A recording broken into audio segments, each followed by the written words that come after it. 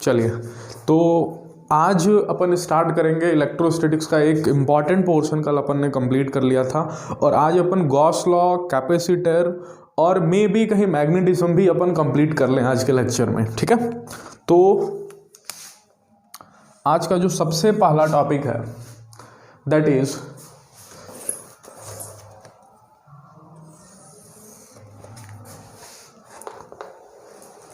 Is Gauss law. ठीक है ना, आज का सबसे पहला इंपॉर्टेंट टॉपिक है और सबसे इंपॉर्टेंट डेरिवेशन है गॉस लॉ। ठीक है, ये गॉस लॉ होता क्या है? ठीक, गॉस लॉ ने बेसिकली कुछ नहीं, आपको फ्लक्स निकालने के लिए बोला, इलेक्ट्रिक फ्लक्स। तो सबसे पहले हम थोड़ी बहुत जानकारी, इलेक्ट्रिक फ्लक्स जिसको फाई से इंडिकेट किया जाता है, अगर इलेक्ट्रिक फ्लक्स की बात करें तो वो होता है इंटीग्रेशन में ई डॉट डी ए। क्या होता है? इंटीग्रेशन में ई डॉट डी ए, ये होता है इलेक्ट्रिक फ्लक्स। ठीक है, इलेक्ट्रिक फ्लक्स बेसिकली होता क्या है? इलेक्ट्रिक फ्लक्स आपको एक आइडिया देता है कि किसी भी लूप से कितने इलेक्ट्रिक फील्ड लाइंस पास कर रहे हैं, कितने इलेक्ट्रिक फील्ड लाइंस पास कर रहे हैं, उस बात की जानकारी कौन देता है? इलेक्ट्रिक फ्लक्स, जिसका फॉर्मूला होता है ई डॉट डी ए, जहां ई क्या होता है? Electric field. ई क्या होता है? Electric field. और डी ए क्या होता है? Area of the loop. ठीक है, और इनके बीच में डॉट प्रोडक्ट है, मतलब खुलने पे कौन सा थीटा होगा? Cos theta. मतलब इलेक्ट्रिक फील्ड और एरिया वेक्टर के एंगल पे भी डिपेंड करता है। ठीक है, तो बेसिकली गॉस लॉ ने क्या बोला, जैसे कि मान जाइए एक पॉइंट चार्ज हम लेते हैं, कोई भी एक पॉइंट चार्ज लेते हैं। हमको पता है कि कोई भी पॉइंट चार्ज जो होता है वो electric field lines radically outward, यदि पॉजिटिव चार्ज है तो रेडिकली आउटवर्ड क्रिएट करता है। ठीक है, यदि इससे होके हम गॉस लॉ ने क्या बोला कि सबसे पहले आपको गॉसियन सरफेस बनाना पड़ेगा। तो हमने पढ़ा है कि पॉइंट चार्ज से जो गॉसियन सरफेस बनता है दैट इज स्फेरिकल। कैसा गॉसियन सरफेस होता है? स्फेरिकल गॉसियन सरफेस होता है, स्फेरिकल गॉसियन सरफेस। ठीक है, स्फेरिकल गॉसियन सरफेस। अब देखिए, अगर अपन इलेक्ट्रिक फील्ड की बात करें तो इलेक्ट्रिक फील्ड किसी भी पॉइंट चार्ज के द्वारा हमने पढ़ रखा है कि कितना होता है? K q by r square. कितना होता है electric field? K q by r square. इतनी इलेक्ट्रिक फील्ड होती है किसी भी पॉइंट चार्ज के लिए। तो यदि हम फ्लक्स निकालें इस गॉसियन सरफेस से कि इस गॉसियन सरफेस से कितने फ्लक्स पास आउट कर रहे हैं, फ्लक्स हमेशा किसी लूप के लिए डिफाइन होता है, फ्लक्स कभी भी किसी लूप के लिए डिफाइन होता है। तो यदि हम किसी गॉसियन सरफेस की बात करें तो फ्लक्स निकालें तो फ्लक्स का फॉर्मूला क्या हो जाएगा? इंटीग्रेशन में ई डॉट डी ए। यदि हम integration of E dot d ए करें तो इलेक्ट्रिक फील्ड हमारा कितना है? K q by r square. कितना है electric field? K q by r square dot d a. अब k q by r square तो हमारा कांस्टेंट है, तो अगर मान जाए कि इसकी रेडियस अगर कैपिटल आर है तो यहाँ पे अपन अगर कैपिटल आर ले लें, ठीक है, तो के क्यू बाई आर स्क्वायर तो बाहर आ जाएगा। के क्यू बाई आर स्क्वायर क्या हो जाएगा? बाहर आ जाएगा। अंदर क्या फंस जाएगा इंटीग्रेशन में? D A. क्या फंस जाएगा अंदर इंटीग्रेशन में? D A. अगर अंदर इंटीग्रेशन में डी ए फंस जाएगा तो सोचो इसका एरिया क्या होगा इस गॉसियन सरफेस। यदि स्फीयर है तो 4 पाई आर स्क्वायर, और स्फीयर का कितना होता है? के क्यू अपॉन में आर स्क्वायर। स्फीयर का एरिया हमने बचपन में ही पढ़ रखा है, कितना होता है? 4 पाई आर स्क्वायर। अब सोचो 4 पाई कहीं नजर आएगा, यदि तुम इसको के को खोलोगे तो कितना आएगा? 4 पाई कहीं ना कहीं उसमें आता है। तो यदि हम इसको खोलें इधर कहीं तो ये लिखा है 1 अपॉन में 4 पाई एप्सिलॉन नॉट, ध्यान से देखना, क्यू अपॉन में आर स्क्वायर इंटू में 4 पाई आर स्क्वायर। क्या आर स्क्वायर ने आर स्क्वायर को मार दिया?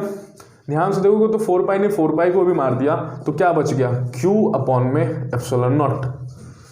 इलेक्ट्रिक फ्लक्स कितनी होगी? Q अपॉन में एप्सिलॉन नॉट। ध्यान देने की बात है, ये Q कहाँ है? गॉसियन सरफेस के अंदर है कि गॉसियन सरफेस के बाहर है? गॉसियन सरफेस के अंदर है, गॉसियन सरफेस के अंदर है। तो गॉस लॉ ने बोला कि किसी भी लूप से जो फ्लक्स निकलेगा दैट इज उस गॉसियन सरफेस के प्रेजेंट चार्ज, गॉसियन सरफेस के प्रेजेंट जो अंदर चार्ज होगा वो चार्ज अपॉन में एप्सिलॉन नॉट। एप्सिलॉन नॉट के बारे में तो आपको जानकारी है। तो that is the Gauss law. उन्होंने क्या बोला कि जो टोटल फ्लक्स होगा that is equal to q in upon में एप्सिलॉन नॉट। क्यू इन क्या है?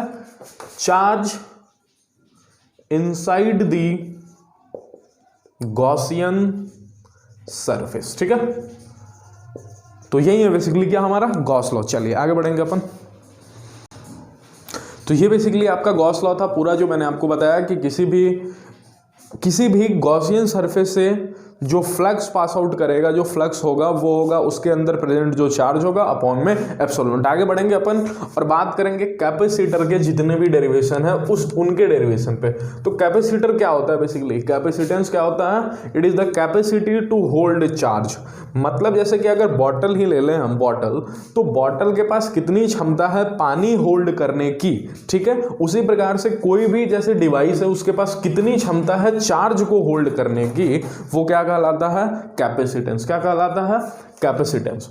और जो कैपेसिटेंस होता है, जो कैपेसिटेंस होता है वो basically C is equal to, आपको पढ़ाया गया होगा, C इज इक्वल टू होता है चार्ज अपॉन में V, ठीक है। ये V क्या है, पोटेंशियल डिफरेंस।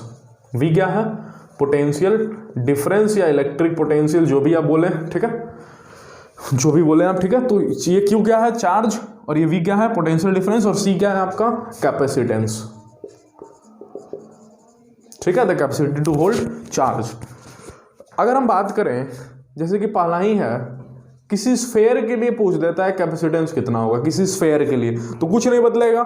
स्फेयर के लिए पोटेंशियल कितना होता है, यदि आप इलेक्ट्रिक पोटेंशियल चैप्टर पढ़े होंगे उसमें सिखाया जाता है कि जो स्फेयर के लिए पोटेंशियल होता है दैट इज KQ अपॉन में R। कितना होता है, KQ अपॉन में R। तो यदि आप उसको रखें तो C इज इक्वल टू क्या हो जाएगा, Q अपॉन में KQ अपॉन में R। क्या Q ने Q को मार दिया, यदि Q ने Q को मार दिया तो C कितना हो गया, R बाई K। कितना हो गया, C R बाई K। अब अगर आप इस K को पूछेगा तो K क्या होता है, C is equal to R, K क्या होता है, 4 पाई एप्सिलॉन नॉट की 1 अपॉन में 4 पाई एप्सिलॉन नॉट, 1 अपॉन में 4 पाई एप्सिलॉन नॉट। तो ये ऊपर गया, एक सेकंड जस्ट,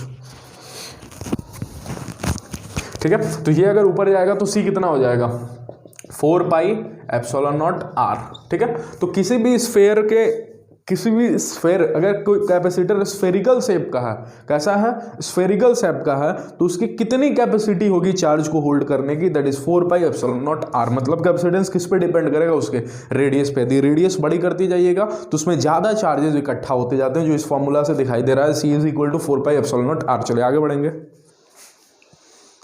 आपको कैपेसिटेंस चैप्टर में आपको पैरेलल प्लेट कैपेसिटर पढ़ाया जाता है, ठीक है। मतलब जो हमारा कैपेसिटर होता है वो बेसिकली ऐसा होता है कुछ, ठीक है। एक पे होता है प्लस Q, एक पे होता है माइनस Q। तो अगर आपसे ओवरऑल चार्ज पूछ दे कैपेसिटेंस पे तो कितना होता है, कैपेसिटिव प्लेट पे कितना होता है, 0। नेट चार्ज कितना होता है, 0। प्लस Q और माइनस Q को यदि आप जोड़ दीजिएगा तो कितना हो जाएगा, वो 0, ठीक है। तो एक होता है पॉजिटिव प्लेट और एक कौन होता है, नेगेटिव प्लेट, ठीक है। इससे हमको कैपेसिटेंस निकालना है, capacitance for parallel plate capacitor, ठीक है। पैरेलल प्लेट कैपेसिटर का कैपेसिटेंस निकालना, मतलब इसके अंदर कितनी क्षमता होती है चार्ज को होल्ड करने की, वो निकालना। स्फेयर के अंदर कितनी होती है, 4 पाई एप्सिलॉन नॉट R, जो पिछले केस हमने देखा, ठीक है। आज थोड़ा सा मैं फास्ट रखूंगा चीज़ों को, तो आप बिल्कुल ध्यान से समझते जाइएगा। ये है प्लस Q और ये है माइनस Q, ठीक है। यदि हम बात करें कैपेसिटेंस की तो हमने पढ़ा होता है कि एक प्लेट जो होता है, जो इलेक्ट्रिक फील्ड क्रिएट करता है, दैट इज सिग्मा अपॉन में एप्सिलॉन नॉट। ये सिग्मा क्या होता है, चार्ज डेंसिटी जो इस प्लेट पे होती है, जो चार्ज का डिस्ट्रीब्यूशन होता है प्लेट पे एरिया वाइज होता है। एक प्लेट जो होता है वो कितनी इलेक्ट्रिक फील्ड क्रिएट करता है, सिग्मा अपॉन में epsilon naught. Direction is always from positive to negative. Electric field की डायरेक्शन कैसे होती है, पॉजिटिव टू नेगेटिव। तो ये इलेक्ट्रिक फील्ड किसके द्वारा है, प्लस Q के द्वारा। सिमिलरली माइनस Q भी क्रिएट करेगा और उसकी भी डायरेक्शन कैसी होगी, ये भी प्लेट क्रिएट करेगा। अरे ये तो इसने क्रिएट किया ना, ये भी क्रिएट करेगा, नेगेटिव प्लेट भी, और वो भी कितना करेगा, उतना ही। प्लेट, कोई भी प्लेट कितनी इलेक्ट्रिक फील्ड क्रिएट करता है, सिग्मा अपॉन में एप्सिलॉन नॉट। ये माइनस Q द्वारा, डायरेक्शन तो दोनों को सेम ही होगी क्योंकि डायरेक्शन तो हमेशा प्लस टू माइनस होती है। तो ये हम नेट इलेक्ट्रिक फील्ड बात करें, एक पैरेलल प्लेट के अंदर जो नेट इलेक्ट्रिक फील्ड होगा that is E due to plus Q plus में E due to minus Q। क्या यही होगा, अरे क्या यही होगा क्या, अगर हम दोनों जुटेंगे क्योंकि डायरेक्शन दोनों की सेम है। इलेक्ट्रिक फील्ड वेक्टर क्वांटिटी जुटती घटती है साइन डायरेक्शन देख के, दोनों की डायरेक्शन सेम है तो दोनों जुटेंगे, और सिग्मा अपॉन में एप्सिलॉन नॉट प्लस में सिग्मा अपॉन में एप्सिलॉन नॉट कितना हो जाएगा, सिग्मा अपॉन में 2 एप्सिलॉन नॉट, ठीक है। सॉरी एक चीज मिस्टेक हो गया, सिग्मा अपॉन में 2 एप्सिलॉन नॉट होता है, ठीक है। कितना होता है, सिग्मा अपॉन में 2 एप्सिलॉन नॉट। कोई भी प्लेट जो इलेक्ट्रिक फील्ड प्रोड्यूस करता है दैट इज सिग्मा अपॉन में 2 एप्सिलॉन नॉट। तो ये जोड़ने के बाद जो नेट हो जाएगा वो हो जाएगा सिग्मा अपॉन में। बेसिकली मुझे नेट वाला याद था इसलिए थोड़ा याद आ गया, ठीक है। ये बेसिकली हम इलेक्ट्रोस्टैटिक्स 2 में पढ़ाया जाता है इसको, ठीक है। कोई भी प्लेट जो होता है, कोई भी प्लेट, वो कितनी इलेक्ट्रिक फील्ड क्रिएट करता है, सिग्मा अपॉन में 2 एप्सिलॉन नॉट। ये भी है तो सिग्मा अपॉन में 2 एप्सिलॉन नॉट, दोनों की डायरेक्शन सेम होगी, direction from positive to negative. तो नेट अगर हम जोड़ेंगे तो कितना हो जाएगा, सिग्मा अपॉन में एप्सिलॉन नॉट। इसको आप जरूर याद रख लीजिएगा कि electric field, net electric field जो पैरेलल प्लेट कैपेसिटर में होती है दैट इज सिग्मा अपॉन में एप्सिलॉन नॉट। ये हम डाइलेक्ट्रिक के टाइम में भी काम में ले लेंगे, सिग्मा अपॉन में एप्सिलॉन नॉट। अब देखिए इलेक्ट्रिक फील्ड सर क्यों निकाला, इलेक्ट्रिक फील्ड निकाला ही क्यों, मैंने बोला कि कैपेसिटेंस निकालना है। कैपेसिटेंस का फॉर्मूला क्या होता है, Q बाई वी, ठीक है। कोई भी एक Q ले लो, मान जो हम पॉजिटिव वाला ले लिए तो C इक्वल टू क्या हो जाएगा, Q बाई वी। अब पोटेंशियल डिफरेंस कहां से निकालिएगा, क्या इलेक्ट्रिक फील्ड से। कैसे सर इलेक्ट्रिक फील्ड से पोटेंशियल डिफरेंस कैसे निकालेंगे, बिल्कुल इलेक्ट्रिक फील्ड से आप पोटेंशियल कैसे निकाल सकते हैं। कल ही के दिन बात हुई थी, electric field is nothing but dV by dx। क्या होता है कि नहीं होता, electric field is equal to dV by dx। Electric field और पोटेंशियल में कल ही के दिन बात हुई थी, रिलेशन इलेक्ट्रिक फील्ड कितनी होती है, dV बाई dx। यदि दोनों का इंटीग्रेशन कर दीजिएगा तो इलेक्ट्रिक फील्ड कितना हो गया, V बाई L, ठीक है। इलेक्ट्रिक फील्ड कितना हो गया, V बाई L, कितना हो गया, V बाई L। तो यहां से V कितना हो गया, E डॉट L, कितना हो गया, E डॉट L। L बोले तो दोनों प्लेट की बीच की दूरी, दोनों प्लेट की बीच की दूरी कुछ मान लिया D, कितनी मान ली, D। तो यहां से लिखा जा सकता है C is equal to Q, V को क्या लिख सकते हैं, बोलिए क्या लिख सकते हैं, E डॉट L, क्या लिख सकते हैं, इलेक्ट्रिक फील्ड डॉट L। कल ही दिन बात हुई थी, यदि हमको इलेक्ट्रिक फील्ड पता है तो पोटेंशियल निकाल सकते हैं, पोटेंशियल पता हो तो इलेक्ट्रिक फील्ड निकाल सकते हैं, कोई बड़ी बात नहीं है। Q अपॉन में, अब हमको पता है इलेक्ट्रिक फील्ड कितनी है, नेट वाली कहाँ है, सिग्मा अपॉन में एप्सिलॉन नॉट। तो यहाँ पे लिखा सिग्मा अपॉन में एप्सिलॉन नॉट इनटू में L।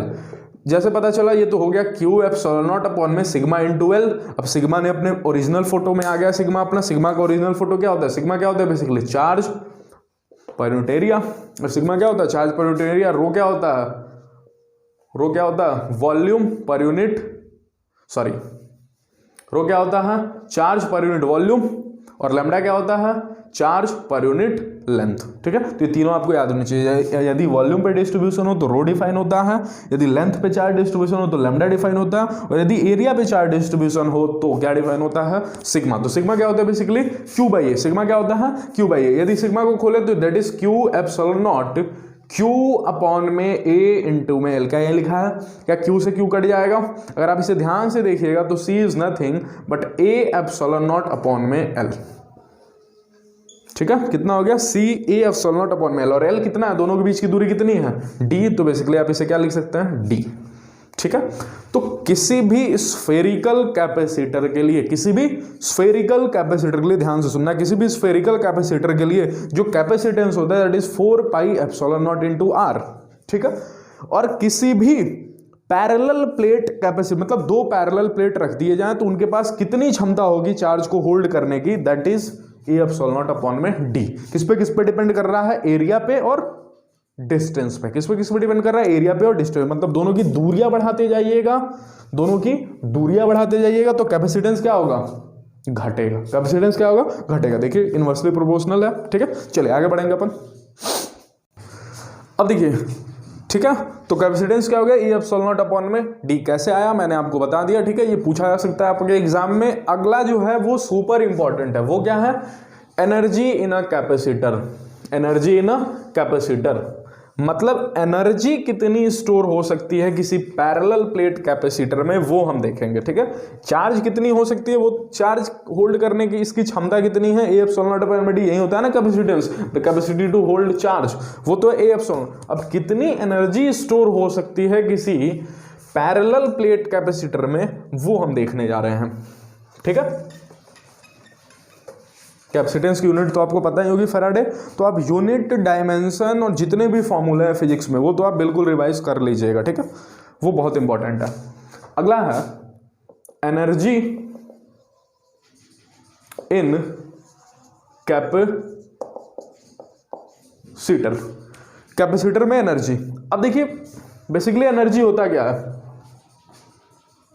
जितना काम आपको करना पड़े वही तो एनर्जी के फॉर्म में स्टोर हो जा सकता है। जैसे मैं यहाँ से चल के वहाँ पे जाऊँ तो कुछ मुझे काम करना पड़ेगा, मैं यहाँ से उठ के कहीं और जाऊँ तो मुझे कुछ काम करना पड़ेगा, और ये काम जो होता है वही तो एनर्जी के फॉर्म में स्टोर हो जाता है। यदि आप इस एक माले से चढ़ के दूसरे माले पे जाएं तो जितनी एनर्जी स्टोर होगी that is the potential energy, उसी को तो बोला जाता है पोटेंशियल एनर्जी, ठीक है। तो काम करने में जितनी भी एनर्जी खर्च होती है वो बेसिकली स्टोर हो जाती है in the form of energy, ठीक है।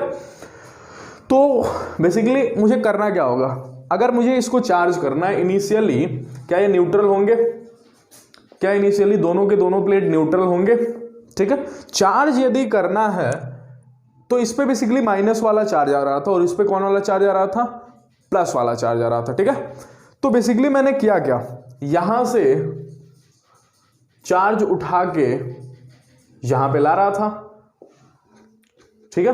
यहां से चार्ज उठा के यहां पे ला रहा था, जितना काम मुझे करना पड़ेगा, जितना काम करना पड़ेगा वहीं तो इसकी एनर्जी होगी ना। तो यहां से इस प्लेट से उठा के मैं चार्ज को यहां पे ला रहा था, कितने चार्ज को, डीक्यू चार्ज को, कितने चार्ज को, डीक्यू चार्ज को।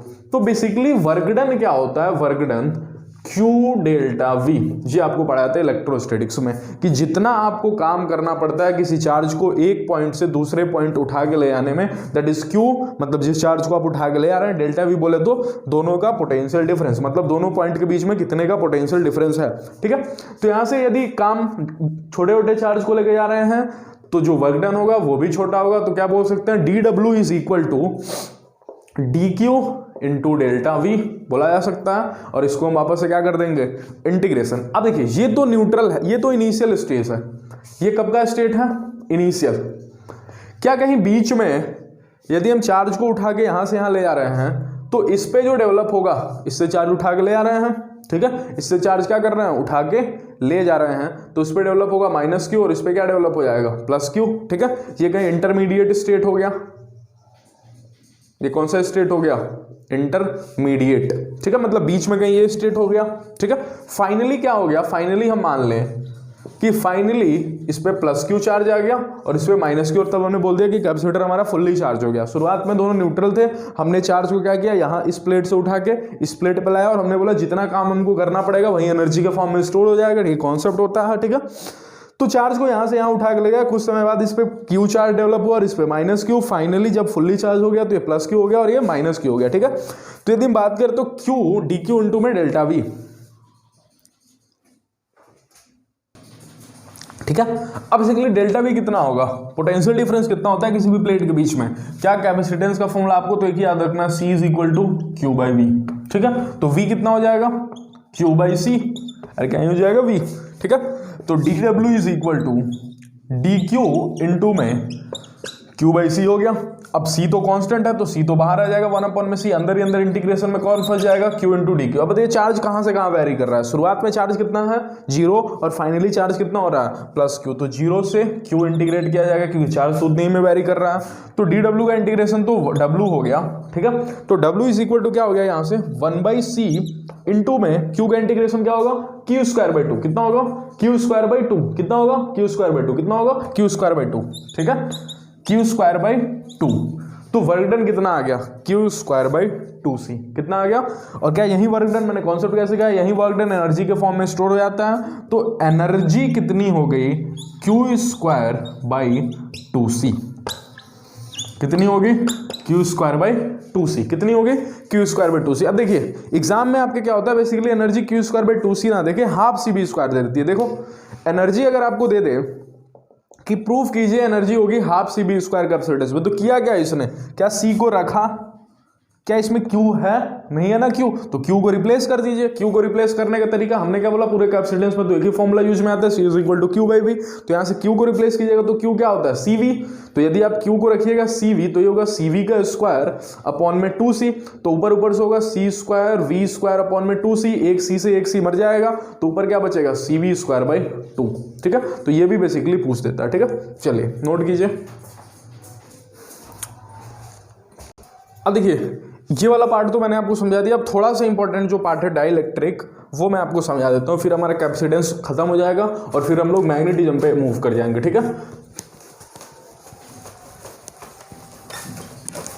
कैपेसिटेंस में हमने क्या क्या पढ़ लिया, एनर्जी इन अ कैपेसिटर क्या होता है, हाफ सी बी स्क्वायर या फिर Q A square by 2c। कैसा है मैंने आपको दिखा दिया, वर्क डन निकाल दीजिए क्यू डेल्टा वी, और फिर आप फॉर्मूला लगा के मैंने बोला जितना काम आपको करना पड़ेगा वही एनर्जी स्टोर होगा, तो वर्क डन हमने निकाल लिया। वर्क डन का फॉर्मूला कितना होगा, क्यू डेल्टा वी, और क्यू डेल्टा वी की मदद से फिर हमने देखा कि इंटरमीडिएट के स्टेट में कितना हो जाएगा, प्लस क्यू माइनस क्यू, और फाइनली कितना हो जाएगा, प्लस क्यू कैपिटल क्यू और माइनस क्यू। उस समय हम बोलेंगे कैपेसिटर क्या हो गया, फुल्ली चार्ज हो गया। फिर अब क्यू डी क्यू का इंटीग्रेशन कर दिया, क्यू स्क्वायर बाई 2।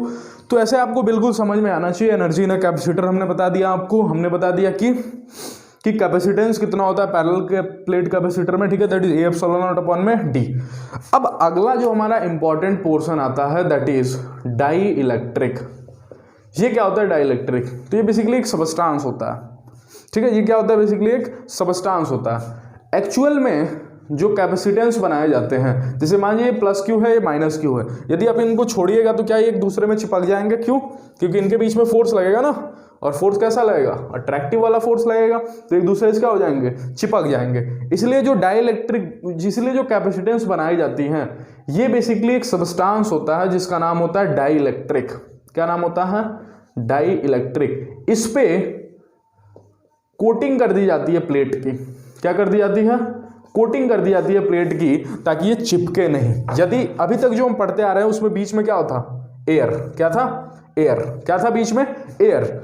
तो यदि जिस दिन आप इनको छोड़िएगा चिपक जाएंगे, लेकिन इनके बीच में एयर हटा के डाइइलेक्ट्रिक लगा दे, अब ये नहीं चिपक पाएंगे, ठीक है। तो अब इनके ऊपर अब भी चार्ज प्लस क्यू और माइनस क्यू, ठीक है। यदि इस टाइम पूछेगा तो क्या जो इलेक्ट्रिक फील्ड था वो इधर की तरफ था, दैट इज ई, नाम दे देते हैं कुछ टाइम के लिए ई एक्सटर्नल। कितनी थी ये, सिग्मा अपॉन में एप्सिलॉन नॉट, निकाले थे ना, कितनी थी, सिग्मा अपॉन में एप्सिलॉन नॉट। जब हवा था तो जो ई नेट था हम उसको ई एक्सटर्नल बोल रहे हैं, अभी आपको समझ में आ जाएगा क्यों। वो कितनी थी, सिग्मा अपॉन में एप्सिलॉन नॉट। अब इस डाइइलेक्ट्रिक के आने से हुआ क्या, डाइइलेक्ट्रिक मटेरियल है तो इसके अंदर भी कुछ ना कुछ चार्ज तो होगा ही नहीं, हर एक मैटर के अंदर चार्ज होता ही होता है, ठीक है। तो यदि ये डाइइलेक्ट्रिक है, ये चार्ज है, तो ये माइनस क्यू, माइनस क्यू मतलब क्या कि इसका हर एक पार्ट नेगेटिवली चार्ज होगा इस प्लेट का, और इसका पॉजिटिवली चार्ज होगा, ठीक है। तो डाइइलेक्ट्रिक के जो नेगेटिव पार्ट होंगे, जो नेगेटिव चार्ज होंगे वो यहां पे आ जाएंगे, ठीक है, क्योंकि पॉजिटिव द्वारा अट्रैक्ट कर लिए जाएंगे, और जो पॉजिटिव वाला पोर्शन होगा वो यहां पे आ जाएगा, पॉजिटिव चार्ज, ठीक है। और हमें पता है जहां भी पॉजिटिव और नेगेटिव अलग अलग होते हैं खुद ही एक इलेक्ट्रिक फील्ड क्रिएट कर लेते हैं। तो जो electric field external electric field थी उसकी डायरेक्शन कुछ इधर की तरफ थी। अब देखिए ये डाइइलेक्ट्रिक ने जो इलेक्ट्रिक फील्ड बनाया that is from this direction to this direction. ये क्या है, इलेक्ट्रिक फील्ड जो डाइइलेक्ट्रिक की वजह से इंड्यूस हुई है, खुद हमने नहीं दिया है। हमने कौन वाला इलेक्ट्रिक फील्ड दिया है, सिग्मा अपॉन में एप्सिलॉन नॉट, इसलिए हम बोल रहे हैं एक्सटर्नल। लेकिन जो इंड्यूस हुई है इस डाइइलेक्ट्रिक की वजह से उसकी डायरेक्शन देखिए इधर को है, ठीक है। अब पहले था ई नेट, पहले ई नेट किसके बराबर था, जब हवा था तो जो नेट इलेक्ट्रिक फील्ड था वो क्या बोल सकते हैं, एक्सटर्नल इलेक्ट्रिक फील्ड के बराबर ही था, ठीक है। लेकिन डाइइलेक्ट्रिक के टाइम में यदि आप नेट इलेक्ट्रिक फील्ड निकालिएगा तो दैट इज ई एक्सटर्नल। हमने शुरू में बोला था इलेक्ट्रिक फील्ड वेक्टर क्वांटिटी जुड़ती घटती है डायरेक्शन को देख के, तो ई एक्सटर्नल किधर है और ई नेट किधर है, तो घटेंगे कि जुटेंगे, घटेंगी, ठीक है। तो क्या हो गया, ई इंड्यूस। क्या ई एक्सटर्नल में से कुछ घट रहा है, तो ओवरऑल डाइइलेक्ट्रिक लगाने से नेट इलेक्ट्रिक फील्ड क्या हुई, घटी की बढ़ी, घटी, क्या हुई, घटी। पहले किसके बराबर थी, ई एक्सटर्नल के बराबर, अब डाइइलेक्ट्रिक लगाने से कुछ घट गई, कितने से घट गए, ई इंड्यूस से, जितनी इलेक्ट्रिक फील्ड इंड्यूस हुई, ठीक है। ये किस पे डिपेंड करेगा, किस पे डिपेंड करेगा, प्लेट पे नहीं, ये डाइइलेक्ट्रिक पे डिपेंड करेगा। किस पे डिपेंड करेगा, डाइइलेक्ट्रिक पे। तो ये किसकी प्रॉपर्टी है, it is property of dielectric. ये किसकी प्रॉपर्टी है, डाइइलेक्ट्रिक की प्रॉपर्टी है, ठीक है। अब बोला गया है कि इलेक्ट्रिक फील्ड घटेगी, नेट इलेक्ट्रिक फील्ड क्या होगी, घटेगी, किसके लगाने पे, डाइइलेक्ट्रिक के लगाने पे। तो देखना यहां पे क्या लिख रहे हैं, जितने टाइम्स इलेक्ट्रिक फील्ड नेट कम हो जाए, किसको लगाने से, डाइइलेक्ट्रिक को लगाने से, वो कहलाता है डाइइलेक्ट्रिक कांस्टेंट। क्या कहलाता है, डाइइलेक्ट्रिक कांस्टेंट रिप्रेजेंटेड बाय के। ठीक है, मतलब कि आपने डाइलेक्ट्रिक लगाना है, ध्यान समझा। आपने डाइलेक्ट्रिक नहीं लगाया, इनेट कितना था, एक्सटर्नल बराबर, आपने डाइलेक्ट्रिक लगाया, कितना हो गया, इनेट एक्सटर्नल माइनस इंड्यूस। मतलब हमेशा क्या समझ में आया कि इलेक्ट्रिक फील्ड कम हुई कि बढ़ी, कम हुई। अगर इलेक्ट्रिक फील्ड कम हुई तो कितना टाइम्स कम हुई, मान लीजिए पहले था 20, अब हो गया 10, डाइलेक्ट्रिक लगाने से कितना हो गया 10। तो क्या इलेक्ट्रिक फील्ड 2 टाइम्स कम हुई, क्या इलेक्ट्रिक फील्ड आधी हो गई। तो ये 2 टाइम्स कम हुई वो किस पे डिपेंड करेगा, डाइलेक्ट्रिक पे। यदि आप, तो ये जो 2 टाइम्स कम हुई, that 2 times is nothing but dielectric constant. ठीक है, तो के क्या बोला जा सकता है, के ई एक्सटर्नल अपॉन में ई इंड्यूस। ठीक है, ठीक है, क्योंकि के क्या बता रहा है कि कितना गुना इलेक्ट्रिक फील्ड कम हो गई, तो कितना टाइम्स कम हो जाती है, के टाइम्स कम हो जाती है, के टाइम्स कम हो जाती है। ठीक है, तो यहां से सॉरी ई एक्सटर्नल अपॉन में ई नेट, ई इंड्यूस बोल रहा हूं, कितनी हो गई, ई नेट हो गई। ठीक है, तो यहां से बताइए ई नेट कितनी हो गई, ई नेट इलेक्ट्रिक फील्ड कितनी होगी, ई एक्सटर्नल, ई नेट कितनी होगी, एक्सटर्नल अपॉन में के, और एक्सटर्नल कितना, सिग्मा अपॉन में एप्सिलॉन, तो सिग्मा अपॉन में एप्सिलॉन नॉट के। तो नेट इलेक्ट्रिक फील्ड कितनी होगी डाइलेक्ट्रिक लगाने पे, सिग्मा अपॉन में एप्सिलॉन नॉट के। ये छोटी छोटी चीजें पूछी जा सकती हैं। अब देखो, अगर net electric field sigma upon में एप्सिलॉन नॉट के हो गई, तो मुझे पता है सी क्या होता है, क्यू बाई वी। सी क्या होता है, क्यू बाई वी। सी क्या होता है, क्यू बाई वी। अगर सी क्यू बाई वी होता है, मुझे पता है इलेक्ट्रिक फील्ड आज के दिन मेरे को पता है, पहली बार जब सी निकाला था पैरेलल प्लेट कैपेसिटर, तो बीच में क्या मान के निकाला था, हवा। और हवा के टाइम में वी क्या होता है, electric field into D, ED होता है ना। तो क्यू इज इक्वल टू, आज के दिन भी ईडी होगा, लेकिन सोचो पहले जो इलेक्ट्रिक फील्ड था तो सिग्मा अपॉन में एप्सिलॉन नॉट, और अब डाइलेक्ट्रिक लगाने पे क्या हो गया, सिग्मा अपॉन में एप्सिलॉन नॉट के। तो यहाँ पे लिखेंगे सिग्मा अपॉन में एप्सिलॉन नॉट इंटू के इंटू में डी। क्या यही सी है, ठीक है, क्या यही सी है। तो क्या सी इज इक्वल टू, अब आज के दिन है, ये लिखा है के, एक मिनट आप इसे नोट कीजिए, थोड़ा मैं इसको मिटाऊंगा। ठीक है, तो बेसिकली यहीं पे मैं इसको सॉल्व कर देता हूं। ये देखिए, ये कितना हो गया, के इंटू में, आप इसे खोलिएगा तो ये कितना हो जाएगा, के ए एप्सिलॉन नॉट अपॉन में डी। क्या समझ में आया आपको, कि मैं ओवरऑल जल्दी से इसको समराइज करूंगा। यदि हवा है तो ई एक्सटर्नल होता है सिग्मा अपॉन में एप्सिलॉन, सॉरी ई एक्सटर्नल बोल रहा हूं, जो नेट इलेक्ट्रिक फील्ड होती है वो दिए हुए एक्सटर्नल इलेक्ट्रिक फील्ड के बराबर ही होती है, दैट इज सिग्मा अपॉन में एप्सिलॉन नॉट। ठीक है, लेकिन जैसे ही आप डाइलेक्ट्रिक लगाते हैं, डाइलेक्ट्रिक क्या होता है, एक बेसिकली इंसुलेटर स्लैब होता है। ठीक है, तो ये डाइलेक्ट्रिक यदि आपने लगाया, तो डाइलेक्ट्रिक लगाने से क्या होता है, ये खुद इलेक्ट्रिक फील्ड क्रिएट करता है। ठीक है, और उसकी डायरेक्शन चूंकि उल्टा होती है, इसीलिए क्या होता है, इलेक्ट्रिक फील्ड घट जाता है और पहले से क्या हो जाता है, कुछ कम हो जाता है। तो अब हम लिख सकते हैं e net is equal to external minus e induce. तो डाइलेक्ट्रिक लगाने पे इलेक्ट्रिक फील्ड कम हो जाती है, कितने टाइम्स कम हो जाती है, that is given bye dielectric constant. यदि डाइलेक्ट्रिक कांस्टेंट 5 है और पहले इलेक्ट्रिक फील्ड है 50, तो बाद में कितनी हो जाएगी डाइलेक्ट्रिक लगाने पे, 50 अपॉन में 5 मतलब 10। डाइलेक्ट्रिक कांस्टेंट क्या बताता है कि इलेक्ट्रिक फील्ड कितने टाइम्स कम हो जाएगी। ठीक है, डाइलेक्ट्रिक लगाने पे इलेक्ट्रिक फील्ड कितनी टाइम्स कम हो जाएगी। तो कोई हो गया एक्सटर्नल अपॉन में ई नेट, तो यहाँ से ई नेट कितना हो गया, सिग्मा अपॉन में एप्सिलॉन नॉट के। फिर हमने देखा सी क्या होता है, क्यू बाई वी, और वी क्या होता है, ई डी, और ई कितना है, सिग्मा अपॉन में एप्सिलॉन नॉट के। तो यहाँ से सी कितना हो गया, के एप्सिलॉन नॉट अपॉन में डी। ध्यान देना, डाइलेक्ट्रिक लगाने से इलेक्ट्रिक फील्ड तो के टाइम्स कम हो गई, लेकिन कैपेसिटेंस के टाइम्स बढ़ गया। तो डाइलेक्ट्रिक लगाने से इलेक्ट्रिक फील्ड के टाइम्स घट जाती है, लेकिन कैपेसिटेंस के टाइम्स बढ़ जाता है, that K is nothing but dielectric constant. मिटाऊंगा, जल्दी से नोट कर लो। चलिए, अब देखिए, ये जो डाइलेक्ट्रिक के अंदर था, बेसिकली ये नेगेटिव और पॉजिटिव ऐसे क्रिएट हुआ था। हमने पढ़ा नेगेटिव और पॉजिटिव क्या कहे जाते हैं, एक साथ डाइपोल्स। क्या कहे जाते हैं, डाइपोल्स। तो बेसिकली इसके अंदर एक डाइपोल क्रिएट हो गया है, नेगेटिव और पॉजिटिव। ध्यान से बताइएगा, तो ये पॉजिटिव पे फोर्स किधर को लग रहा है, ठीक है, इधर की तरफ कितना, क्यू ई, अरे क्यू फोर्स लग रहा है इधर की तरफ, और इधर कितना लग रहा है, क्यू ई। अब सोचिए, क्यू तो कांस्टेंट है ना, चार्ज तो कांस्टेंट है। क्या इलेक्ट्रिक फील्ड की वैल्यू चेंज की जा सकती है, कैसे सर, इलेक्ट्रिक फील्ड की कैसे चेंज की जा सकती है, क्या electric field is equal to होता है v बाई डी। मतलब यदि आप पोटेंशियल डिफरेंस को बढ़ाते जाएं तो इलेक्ट्रिक फील्ड बढ़ती जाएगी। ठीक है, अब सुनना, इस डाइपोल पे नेट फोर्स कितना है, 0। अरे नेट फोर्स तो 0 है ना, क्यू इधर और क्यू इधर, Q minus Q, net force कितना है, 0। अब ध्यान से सुनना, मान जाओ एक आदमी मुझे इधर 5 न्यूटन से खींच रहा है इधर 5 न्यूटन से खींच रहा है, ठीक है। नेट फोर्स मेरे पे कितना है 0। लेकिन क्या मुझे दर्द महसूस होगा, मेरे हाथों को दर्द महसूस होगा, बिल्कुल। 5 न्यूटन से इधर खींच रहा है, 5 न्यूटन से। अगर वो फोर्स बढ़ाता जाए तो क्या मुझे जो दर्द महसूस हो रहा है वो बढ़ता जाएगा? एग्जैक्टली, मुझे दर्द महसूस बढ़ता है, लेकिन नेट फोर्स तो अभी भी 0 है। अब किसी ने फोर्स बढ़ाया, इधर से 50 न्यूटन कर दिया, इधर से भी 50 न्यूटन कर दिया। हर टाइम वो फोर्स बढ़ाता जाए, नेट फोर्स भले ही 0 है, लेकिन क्या एक ऐसा टाइम आएगा जिस टाइम मेरा हाथ दोनों खत्म हो जाएगा।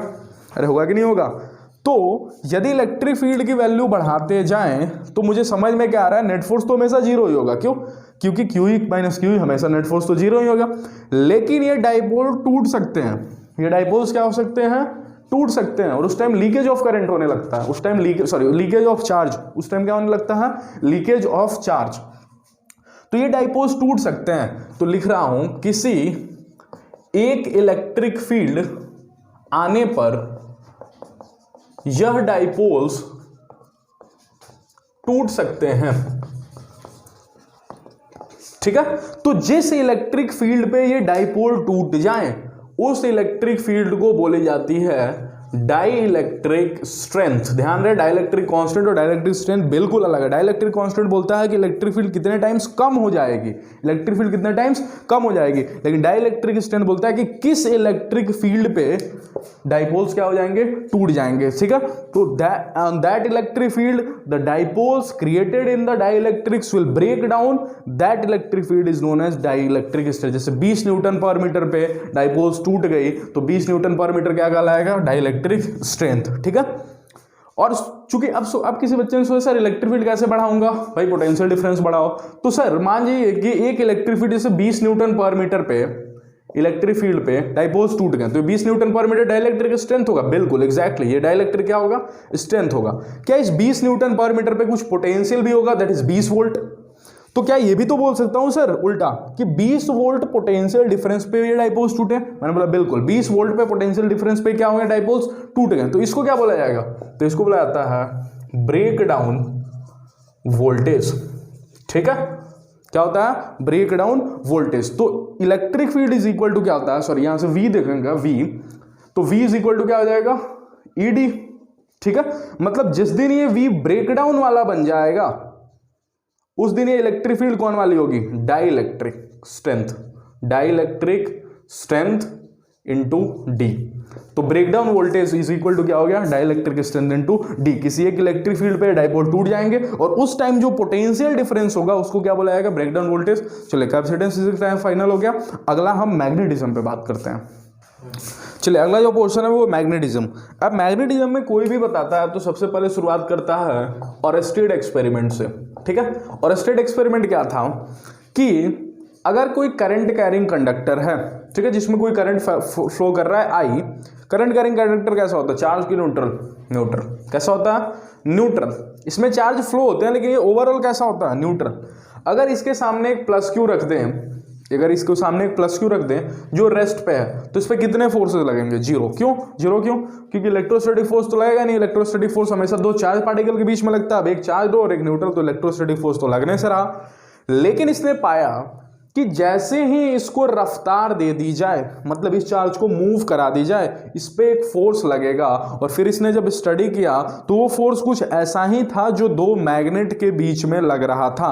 तो इसने बोला कि ये करंट कैरिंग कंडक्टर के पास क्षमता है कि किसी मूव करते हुए चार्ज पार्टिकल पे, ध्यान रहे रेस्ट पे होगा तो कोई फोर्स नहीं लगेगा, लेकिन यदि चार्ज के पास रफ्तार होगी तो करंट कैरिंग कंडक्टर के पास क्षमता है कि ये इस पे एक फोर्स लगाता है और उसको बोला जाता है मैग्नेटिक फोर्स। कौन सी फोर्स बोली जाती है? Magnetic force. और यदि मैग्नेटिक फोर्स लगा रहा है तो मैग्नेटिक फील्ड क्रिएट करेगा। तो हमको इस पूरे चैप्टर में बेसिकली मैग्नेटिक फोर्स पढ़ना होता है और मैग्नेटिक फील्ड पढ़ना होता है। मैग्नेटिक फील्ड किसी भी, जैसे मान लीजिए ये करंट कैरिंग कंडक्टर I, इससे किसी भी r दूरी पे मान लीजिए P पॉइंट है, जो मैग्नेटिक फील्ड होता है किसी भी r दूरी पे इस करंट कैरिंग कंडक्टर पे जो मैग्नेटिक फील्ड होता है that is given by Biot Savart law, ठीक है ना, बायो-सवार्ट लॉ, ठीक है ना, इसके द्वारा दिया जाता है। और एक और अल्टरनेटिव मेथड होता है that is ampere circuital law. तो ये इंपॉर्टेंट होता है बायो-सवार्ट लॉ। क्या होता है ये कि किसी भी करंट कैरिंग कंडक्टर द्वारा जो मैग्नेटिक फील्ड होगा that is dv vector is equal to mu naught dl cross are upon में 4 पाई मॉड आर का क्यूब। ये दिखने में थोड़ा भयानक है, बाकी याद कीजिएगा तो कोई दिक्कत नहीं है। Mu naught DL cross are upon में 4 pi are cube. Mu naught क्या है? Permeability in free space. Epsilon naught क्या था? Permittivity in free space. ठीक है, तो दोनों अंतर है। डीएल क्या है? लेंथ। डीएल क्या है? कंडक्टर की लेंथ। ठीक है, आर क्या है? ये दूरी, किस पॉइंट कितनी दूरी पे आपको निकालनी है। क्रॉस मतलब क्या होता है? क्रॉस प्रोडक्ट, मतलब डीएल और आर का ये कहाँ कर रहा है? Cross product. क्रॉस प्रोडक्ट जब होता है तो क्या खुलता है? Sine theta. डॉट प्रोडक्ट में क्या खुलता है? Cos theta. और क्रॉस में कॉस नहीं खुलता तो कौन खुलता है? Sine theta. ठीक है, 4 पाई और आर के बारे में तो मैंने जानकारी दे दी है। ठीक है, अब देखिए यहाँ पे मैग्नेटिक फील्ड होगी तो उसको कुछ डायरेक्शन भी होगी। डायरेक्शन कैसे निकाला जाता है? तो डायरेक्शन कोई भी क्रॉस प्रोडक्ट की जैसे निकाली जाती है वैसे ही निकाली जाएगी। ठीक है, क्या यहाँ पे जो डीएल क्रॉस आर का डायरेक्शन होगा वहीं डीबी का डायरेक्शन होगा, क्योंकि बाकी सब चीजें तो कांस्टेंट है ना। डीएल क्रॉस आर की जो डायरेक्शन होगी वहीं डीबी वेक्टर की भी डायरेक्शन होगी। अब दो चीजों का क्रॉस प्रोडक्ट कैसे निकाला जाता है? पहले वेक्टर की डायरेक्शन में अंगूठा, दूसरे वेक्टर के डायरेक्शन में रेस्ट ऑफ द फिंगर, और जिधर पाम है उधर ही क्या होती है? डायरेक्शन। तो डीएल की डायरेक्शन कैसे होती है? तो डीएल की डायरेक्शन बोली गई कि जो आई की डायरेक्शन होगी वही होगी डीएल की डायरेक्शन। जो आई की डायरेक्शन वही किसकी डायरेक्शन होगी? डीएल की। तो करंट की डायरेक्शन किधर है? ऊपर की तरफ, तो डीएल की डायरेक्शन ऊपर। बचे हुए फिंगर दूसरा वेक्टर क्या है? आर। तो आर किधर है? इधर। तो इस पॉइंट पे पाम किधर जा रहा है? अंदर की तरफ। तो इस पॉइंट पे मैग्नेटिक फील्ड किधर होगा? अंदर की तरफ। और अंदर को दिखाया जाता है क्रॉस से, बाहर को दिखाया जाता है डॉट से। मतलब प्लेन के अंदर पाया जाएगा कहीं मैग्नेटिक फील्ड, और उसको कैसे निकाला जाता है? Mu naught DL cross are upon में 4 पाई मॉड आर क्यूब। ठीक है, लॉ है, लॉ का कोई डेरिवेशन नहीं होता। एकमात्र लॉ जो गॉस लॉ है उसका डेरिवेशन होता है। ठीक है, अगला मूव करेंगे, इसके मदद से इलेक्ट्रिक फील्ड कितना होता है? भूल गए होंगे आप शायद। कितना होता है? के क्यू अपॉन में आर स्क्वायर। मैग्नेटिक फील्ड कितना होता है? Mu naught DL cross are upon में 4 पाई मॉड आर क्यूब। अब जैसे हमने इलेक्ट्रिक फील्ड निकाला था किसी चार्ज रॉड के द्वारा, वैसे ही हम निकालेंगे किसी करंट कैरिंग स्ट्रेट वायर से कितनी मैग्नेटिक फील्ड प्रोड्यूस होगी। ठीक है, अगला हम वही देख रहे हैं। अगला जो टॉपिक है वो है बेसिकली करंट कैरिंग वायर से मैग्नेटिक फील्ड।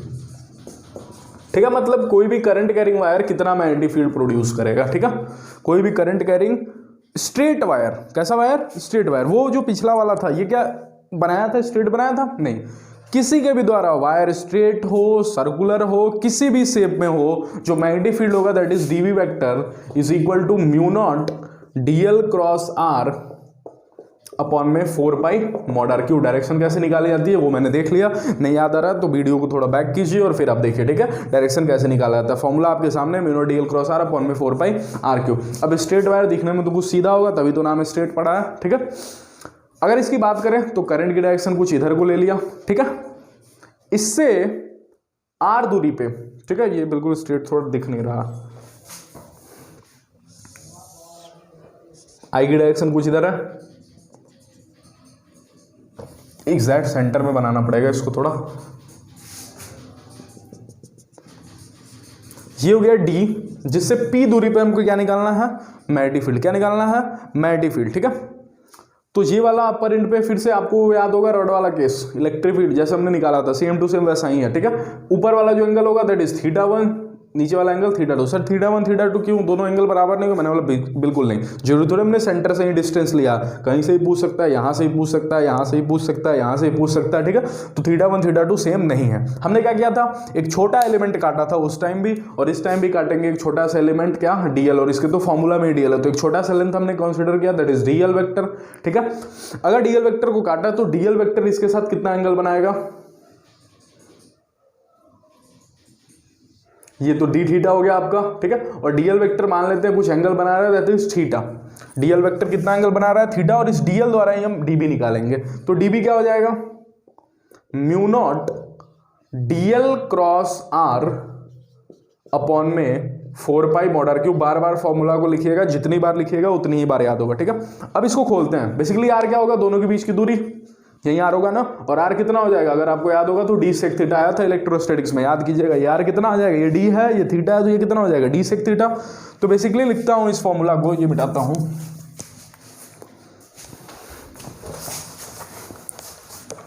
अब हमको देखना पड़ेगा कि एंगल किधर को है। सबसे पहले देखिए यहाँ मैग्नेटिक फील्ड की डायरेक्शन कैसे होगी, क्या डीएल इधर, क्या आर इधर, तो मैग्नेटिक फील्ड किधर है, अंदर की तरफ। तो यहाँ पे मैग्नेटिक फील्ड किधर है, अंदर की तरफ। मैग्नेटिक फील्ड किधर है, अंदर की तरफ, और है कितनी, वही हम निकाल रहे हैं। तो mu naught DV vector is equal to mu naught DL into R. R कितना है, डी। आर कितना है, डी नहीं, डी सेक थीटा। कितना है, डी सेक थीटा। अरे दोनों के बीच में दूरी कितनी है, डी सेक थीटा। अब डीएल इंटू क्रॉस आर खुलेगा तो क्या आता है, साइन थीटा। कौन सा थीटा, साइन थीटा। थीटा जो होगा वो किसके बीच का होगा, डीएल और आर के बीच का। सोचो डीएल की डायरेक्शन हमने क्या बोली थी, आई की डायरेक्शन। आई किधर को जा रहा है, इधर की तरफ, और आर का कौन सा एंगल है, ये। कौन सा एंगल है, ये। कौन सा एंगल है, ये। अब सोच के बताओ कि ये कितना डिग्री होगा। ये एंगल क्या, यही एंगल है डीएल और आर के बीच का। आई की डायरेक्शन में डीएल ले आती है और आर किधर है, ये। तो क्या डीएल और आर के बीच में यही वाला एंगल है, सोच लेना। अगर यही वाला एंगल है तो ये एंगल कितना है, सोच लिए कितना होगा, क्या ये थीटा। अगर सोच लिए तो मैं इधर देखो, मैं बताता हूं, ये थीटा, ठीक है। ये कितना, 90 डिग्री। तो ये कितना हो जाएगा, 90 माइनस थीटा। अरे 90 ये थीटा, तो ये कितना हो जाएगा, 90 माइनस थीटा। अगर ये -90 माइनस थीटा, तो ये पूरे को तो 180 होना है ना, पूरे को कितना होना है, 180। तो ये 90 माइनस थीटा, तो ये कितना हो जाएगा, 90 प्लस थीटा। सोच लेना बिल्कुल, ठीक है, क्योंकि दोनों का सम 180 होगा, थीटा थीटा कैंसिल हो जाएंगे, और 90 कितना हो जाएगा, 180। तो यहाँ पे दोनों के बीच का एंगल क्या लिखूँ, साइन 90 प्लस थीटा। कितना लिखूँ, साइन 90 प्लस थीटा अपॉन में 4 पाई, ये मॉड इसलिए लगाया जाता है ताकि दूरी हमेशा पॉजिटिव हो, आर क्यूब, और आर कितना है दोनों के बीच में, डी सेक थीटा। तो डी सेक थीटा का क्यूब। क्या यही होगा, क्या यही होगा। अगर यही होगा तो अब टाइम आया mu naught into DL into में एक डी सेक थीटा से एक डी सेक थीटा कैंसिल हो गया। ये साइन 90 प्लस थीटा कितना होता है, कॉस थीटा की माइनस कॉस थीटा। साइन 90 यहाँ पे खड़े हो, थीटा करने के साथ सेकंड क्वाड्रेंट में जाओगे, सेकंड क्वाड्रेंट में साइन कैसा होता है, पॉजिटिव। तो sine 90 plus theta is nothing but cos theta. Upon में बोलो क्या हो गया, 4 pi D square sec square theta. क्या यही होगा, ठीक है। अब बेसिकली देखो यहां से डीएल भी निकाला जा सकता है कैसे। अब देखो कि कौन कौन वेरी कर रहा है यहाँ पे, फिर से वही काम, कौन कौन वेरी कर रहे हैं, थीटा और डीएल। तो थीटा और डीएल के बीच में तुमको रिलेशन निकालना पड़ेगा, क्या थीटा है, क्या ये डीएल है। यदि मैं ये ट्रायंगल देखूं, ये एक ट्रायंगल देखूं, ये ट्रायंगल इधर देखना, क्या ये ट्रायंगल क्रिएट हो रहा है, ये थीटा है, ठीक है। और ये कितना है, एल। एल दूरी पे जाके ही तो डीएल काटोगे। यदि डीएल एलिमेंट काटे हो तो कितने दूरी पे जाके, यहां से एल दूरी पे, ठीक है। तो ये कितना है एल, ये कितना है डी। यहां से ये परपेंडिकुलर और ये बेस है, परपेंडिकुलर और बेस क्या होता है, tan थीटा। तो लिखा जा सकता है tan थीटा इज वीडियो, ठीक है। तो यहां से कितना हो गया tan theta L by D. tan theta कितना हो गया, एल बाई डी। अगर यहां से tan theta L by T हो गया तो यहां से एल कितना हो गया, डी tan थीटा। कितना हो गया एल, डी tan थीटा। हमको तो डीएल चाहिए ना, तो डीएल कितना हो गया यहां से, DL D sec square theta D theta. ये बेसिकली पिछले क्लास में ही हमने काम किया था, थीटा और एल के बीच में रिलेशन निकाल। तो यहाँ पे mu naught I DL cross R होता है ना, तो म्यू नॉट आई। तो यहाँ पे हो गया म्यू नॉट आई, डीएल की जगह क्या लिखे, डीएल की जगह क्या लिखे बोलो, D sec square theta D theta into में कॉस थीटा अपॉन में 4 pi D square sec square theta. क्या ये होगा, क्या सेक स्क्वायर थीटा खत्म हो गया, क्या एक डी से एक डी खत्म हो गया, ठीक है। अब हमारे पास एक ही वेरिएबल है, दैट इज थीटा, ठीक है। तो हम कांस्टेंट को बाहर निकालेंगे। तो कांस्टेंट क्या है, म्यू नॉट आई अपॉन में 4 पाई डी, अंदर ही अंदर इंटीग्रेशन में कौन फंसेगा, कॉस थीटा डी थीटा। कहां से कहां तक आपको बताना होगा, कहां से कहां तक। क्या ये थीटा 1 पहला एलिमेंट कितने पे पाया जा रहा है, थीटा 1, और आखिरी एलिमेंट कितने पे पाया जा रहा है, थीटा 2 की माइनस थीटा 2 माइनस थीटा 2। तो लिमिट चलेगी माइनस थीटा 2 टू थीटा 1। आप इसको इंटीग्रेट करेंगे, बी वेक्टर निकालेंगे, और जैसे ही निकलेगा आपको पता चलेगा बी वेक्टर जो आएगा that is mu naught I upon में 4 pi D cos theta 1 plus में कॉस थीटा 2, ठीक है। तो ये आपका कॉस थीटा का डिफरेंस साइन थीटा होता है ना, साइन थीटा 1 प्लस में साइन थीटा 2, ठीक है। तो इतना नोट कीजिए, ये वाला पोर्शन आपके लिए इंपॉर्टेंट है। वायर द्वारा, मैंने बोला किसी भी शेप का हो डी वेक्टर कितना होगा, mu naught I D L cross are upon में 4 पाई mod r क्यू। जब स्ट्रेट वायर होगा तो कितना होगा, म्यू नॉट आई अपॉन में 4 pi D sine theta 1 plus में साइन थीटा 2। कैसे है मैंने आपको बता दिया, 2-3 बार वीडियो को प्ले करें, रिवाइज करें, और एग्जाम में आए तो बिल्कुल छोड़े नहीं, ठीक है। बिल्कुल आप इसे लिख के अगर 5 नंबर, ये देखिए कितने भी डेरिवेशन है ना, जितने भी डेरिवेशन है ये बेसिकली आपके नहीं आने पे 5 नंबर खाएंगे। ऑब्जेक्टिव अगर आप नहीं करते हैं तो ऑब्जेक्टिव में 1 या 2 नंबर ही जाएगा, लेकिन अगर आप डेरिवेशन छोड़ के आते हैं तो बेसिकली आपके 5 नंबर जाएंगे। इसलिए डेरिवेशन वाला पार्ट ज़्यादा इंपॉर्टेंट बन जाता है, क्योंकि डेरिवेशन 1 नंबर 2 नंबर में पूछने वाली चीज़ तो है नहीं, ठीक है। तो अब अपन बढ़ेंगे आगे और देखेंगे कि यदि कोई current carrying loop circular shape में होगा तो उस टाइम मैग्नेटिक फील्ड कितना होगा सर्कुलर शेप में, ठीक है। तो अब आप पूछेगा सर सर्कुलर में कौन सा circular, half circular, semi circular, quarter circular, या कितना पार्ट। मैंने बोला कि एक छोटा सा पार्ट ले लेते हैं, कोई भी, मान लीजिए ये पार्ट ले लेते हैं जनरलाइज करने के लिए, और फिर लास्ट में हम देख लेंगे जो जिसका सेंटर ये है तो रेडियस ये होगा। सेंटर से कोई भी टचिंग पॉइंट की दूरी क्या होती है, रेडियस, ठीक है। जो खुद में एंगल बना रहे हैं दैट इज थीटा। कितना एंगल बना रहे हैं खुद में, थीटा, ठीक है। कितना एंगल बना रहे हैं खुद में, थीटा, ठीक है। क्या डीवी वेक्टर का जो फॉर्मूला होगा फिर से वही mu naught I D L cross are upon में 4 पाई mod r क्यूब, यही होगा। क्या मुझे डीएल एलिमेंट काटना पड़ेगा, डीएल वेक्टर जो इस पॉइंट से कितनी दूरी पे है, आर दूरी पे है, रेडियस कहीं तो बराबर दूरी होगी ना, किसके बराबर दूरी होगी, रेडियस। इस लेंथ के जिस पॉइंट पे मुझे मैग्नेटिक फील्ड निकालनी है, इसी पॉइंट पे मैग्नेटिक फील्ड निकालनी है ना, यदि इसी पॉइंट पे मैग्नेटिक फील्ड निकालनी है तो इस डीएल वेक्टर से कितनी दूरी पे होगा, रेडियस के बराबर ही दूरी पे होगा। यदि करंट की डायरेक्शन ऐसे है तो क्या डीएल वेक्टर की डायरेक्शन कुछ इधर की तरफ होगी, क्योंकि करंट हमेशा ऐसे होगा ना, हमेशा डीएल वेक्टर और आर वेक्टर के बीच में एंगल कितना, 90 डिग्री। क्यों निकाला सर एंगल, क्यों निकाला, क्योंकि यहाँ पे जरूरत आने वाला है। तो डीएल वेक्टर और आर वेक्टर के बीच में एंगल कितना होगा, 90 डिग्री। अगर मैं उसे देखूं तो ये है म्यू नॉट आई, डीएल को डीएल ही रहने दिया, इनटू में आर, आर बोलो, आर बोलो, आर कितना, रेडियस के बराबर, और दोनों में एंगल कितना, 90 डिग्री। तो साइन अप 90 डिग्री अपॉन में 4 पाई आर, आर कितना हो गया, आर क्यूब। अरे आर तो आर क्यूब हो गया ना, एक आर ने एक आर को मार दिया तो आर स्क्वायर बच गया यहाँ पे। तो ये हो गया बेसिकली आपको म्यू नॉट आई, साइन 90 कितना होता है, साइन 90, साइन 90 जीरो होता है, 1 होता है, 1 होता है, कितना होता है, 1 होता है। तो ये हो गया, अरे जीरो होता है तो पूरा साफ हो जाता है, साइन 90 कितना होता है, 1 होता है। तो ये हो गया म्यू नॉट आई अपॉन में 4 पाई आर स्क्वायर इंटू में डीएल, और क्या इंटीग्रेशन डीएल का ही होगा, अरे इंटीग्रेशन डीएल का ही होगा ना, और डीएल का इंटीग्रेशन क्या हो जाएगा, एल। एल कहाँ से कहाँ तक है, कितनी लेंथ है इसकी, कोई भी आर्क की कितनी लेंथ होती है, कल ही के दिन बात हुई थी, एंगल इज इक्वल टू होता है आर्क बाई रेडियस। तो अगर एंगल आर्क बाई रेडियस होता है तो एंगल कितना है, थीटा, और आर्क की लंबाई तो हम तलाश रहे हैं, रेडियस कितना है, आर, तो आर्क इज इक्वल टू क्या होता है, आर थीटा। आर्क कितना होता है, आर थीटा। तो डीएल का इंटीग्रेशन होगा एल, और एल कितना है, आर इंटू थीटा। तो ये हो गया म्यू नॉट आई अपॉन में 4 pi are square are theta. फिर से एक आर ने एक आर को मार दिया तो बी क्या हो गया, म्यू नॉट आई थीटा, सॉरी यहाँ पे लिख दे रहा हूँ, बी वेक्टर कितना हो गया, म्यू नॉट आई थीटा अपॉन में 4 पाई आर। अब पूछिए सर इससे क्या हुआ, मुझे तो फुल सर्कल, अगर ये सर्कल कंप्लीट होता तो कैसा कहानी होता। मैंने बोला कोई दिक्कत नहीं है, यदि कल को सर्कल फुल होता तो पूरी काम यहाँ तक डीएल का इंटीग्रेशन एल होता, यदि पूरा सर्कल तो लंबाई होता 2 पाई आर, आधा सर्कल तो पाई आर, सेमी क्वार्टर सर्कल तो पाई आर बाई 2। फुल सर्कल में थीटा कितना होगा, 2 पाई, रख लेना 2 पाई, आंसर आ जाएगा। यदि हाफ सर्कल होगा तो थीटा कितना होगा, थीटा की वैल्यू कितनी होगी, इस थीटा की वैल्यू, हाफ सर्कल होगा तो थीटा की वैल्यू कितनी होगी, पाई। क्वार्टर होगा तो कितना हो जाएगा, क्वार्टर होगा तो, क्वार्टर सर्कल होगा तो थीटा की वैल्यू कितनी हो जाएगी, पाई बाई 2। रखते हैं ना थीटा की वैल्यू, आंसर आते जाएंगे। तो आपको याद रखना है म्यू नॉट आई थीटा अपॉन में 4 पाई आर। चलिए नोट कीजिए।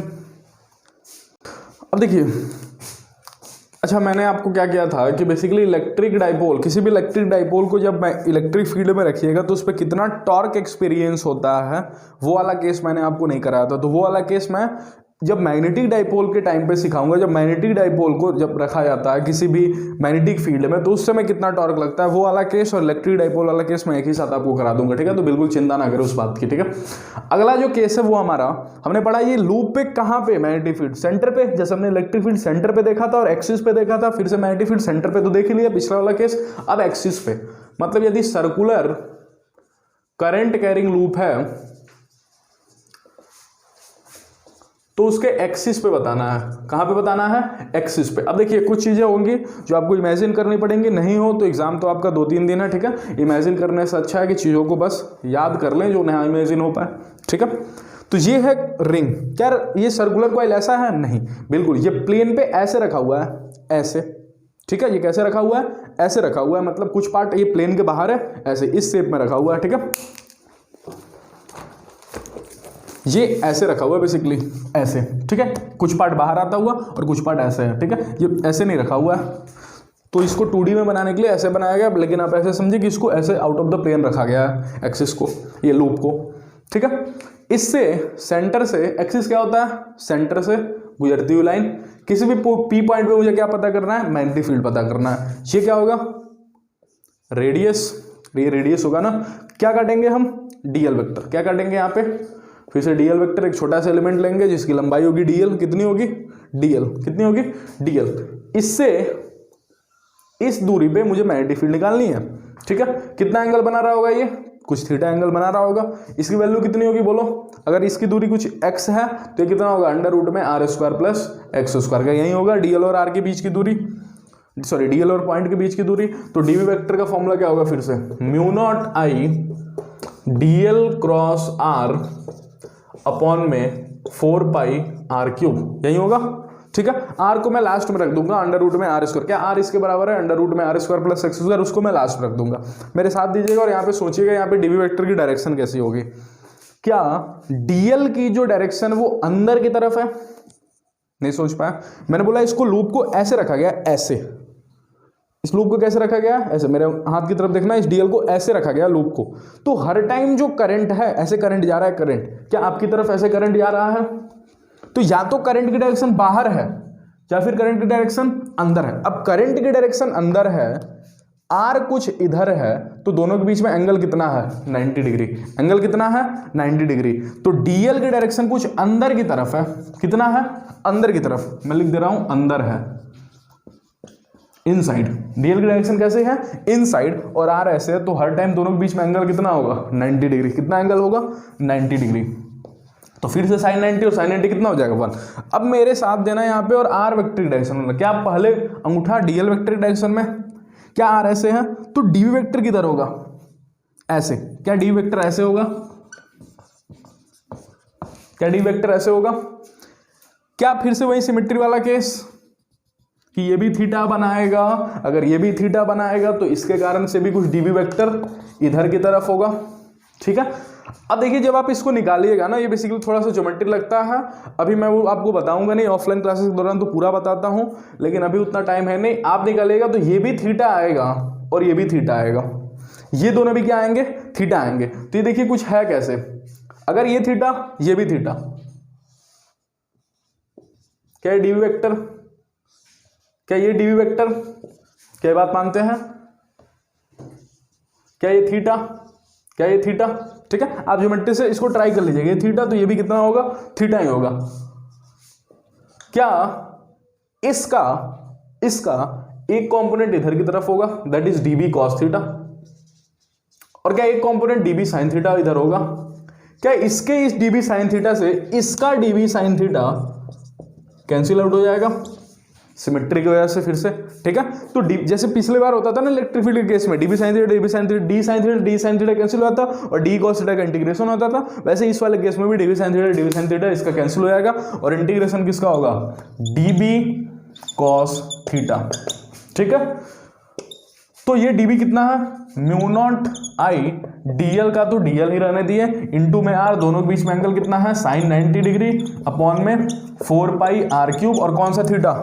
कौन सा थीटा? Cos theta. बताना कॉस थीटा की वैल्यू कितनी होगी, सोच के बताना कॉस थीटा की वैल्यू कितनी होगी। कॉस थीटा कितना होता है?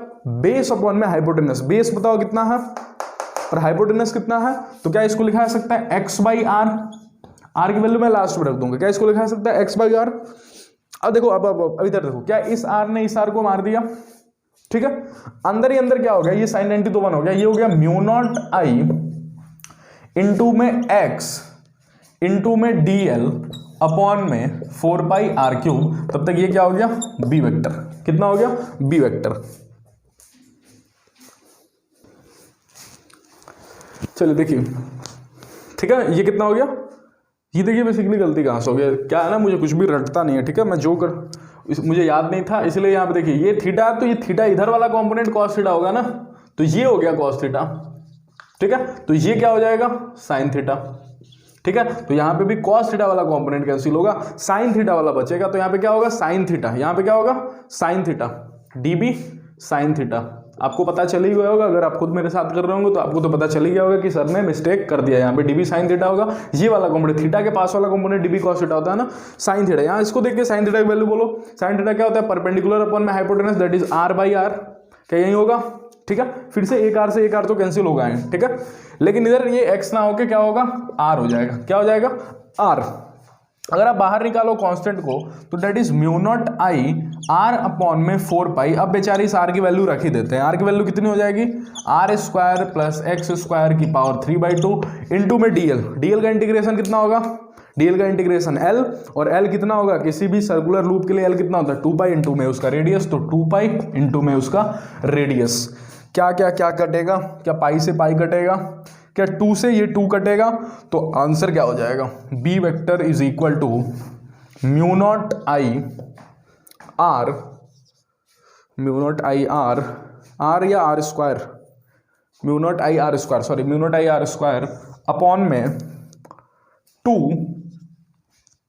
कितना हो गया R square plus X square की पावर 3/2, इतनी आ गई, ठीक है। आप आंसर मैच कर लेना, mu naught I R square upon में 2। चलिए ठीक है, तो ये आप बेसिकली तो हमने करंट कैरिंग लूप जब एक्सिस पे होगा तब निकाल लिया और जब सेंटर पे होगा तब भी निकाल लिया, ठीक है। अगला जो मैं आपको 2 मिनट में बताने जा रहा हूं दैट इज लॉरेंज फोर्स। कौन सा force, Lorentz force. Lorentz force क्या होता है बेसिकली, देखिए इधर बस एक बोर्ड की जरूरत पड़ेगी। अगला जो नेक्स्ट वाला पार्ट होगा दैट इज आपका ज्योमेट्रिकल ऑप्टिक्स और वेव ऑप्टिक्स और टॉर्क वाला पार्ट जो मैंने आपको अभी इग्नोर छोड़ा हुआ है, ठीक है। तो टॉर्क वाला part, geometrical optics, wave optics, ये कल के पार्ट में हम कंप्लीट कर लेंगे। तो पूरा डेरिवेशन मैंने आपको करा दिया, ठीक है। आज के दिन तक हम मैग्नेटिज्म फाइनल करके जा रहे हैं, अबाउट 80% मैग्नेटिज्म, ठीक है। चलिए, तो इधर मैं बात करता हूँ लॉरेंज फोर्स पे। ये खूब पूछा जाता है आपके एग्जाम में, लॉरेंज फोर्स। लॉरेंज फोर्स क्या होता है, जैसे किसी भी चार्ज पार्टिकल को इलेक्ट्रिक फील्ड में रख देंगे तो इस पे फोर्स कितना लगता है, इलेक्ट्रोस्टैटिक फोर्स कितना लगता है, Fe। इलेक्ट्रोस्टैटिक फोर्स जो लगता है that is Q into E। क्या यही लगता है इलेक्ट्रोस्टैटिक फोर्स। लेकिन अब इस बेचारे को उठाइए और इलेक्ट्रोस्टैटिक फोर्स में भी तो रखिए ही, साथ साथ मैग्नेटिक फील्ड में भी रख दीजिए। तो क्या मैग्नेटिक फील्ड में इसके ऊपर जो फोर्स लगेगा F net that is F due to electrostatics plus में F due to magnetic field, ठीक है। क्या मैग्नेटिक फोर्स भी लगेगा और इलेक्ट्रोस्टैटिक फोर्स भी लगेगा, दोनों फोर्स लगेगा।